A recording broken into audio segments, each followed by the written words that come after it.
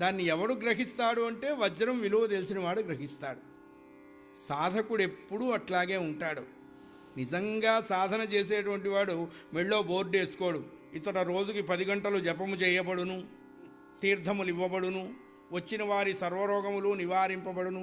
మళ్ళీ వాడు షుగర్కి ట్యాబ్లెట్ వేసుకుంటుంటాడు. వీడి రోగమే వీడు పోగొట్టుకోలేడే, వీడు వాడి రోగం తీరుస్తాడా? అందరి రోగాలు కుదరాలంటే భగవన్నామమే మంచి మందు.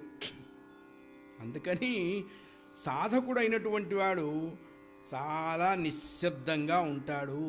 ఎట్లా ఉంటాడు అంటే సముద్ర మధ్యం ఎలా ఉంటుందో సాధకుడి మనస్సు అలా ఉంటుంది అన్నారు. సముద్ర మధ్యం మన ఊహలకు అందదు.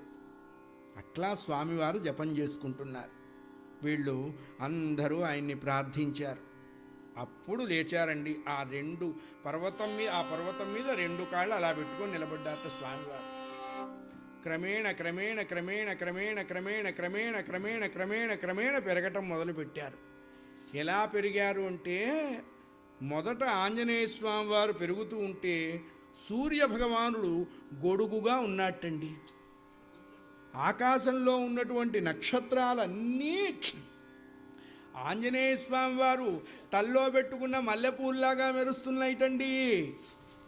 అలా పెరిగితే ఆయన్ని చూడటానికి వీళ్ళ వల్ల కాల. ఇది వీళ్ళ యాంగిల్. ఆయన ఇలా చూస్తున్నారు. వీళ్ళకి ఎక్కడ చూసినా స్వామివారి యొక్క శిఖర భాగం కనపట్టల్లా. తాత అని కేక పెట్టారు.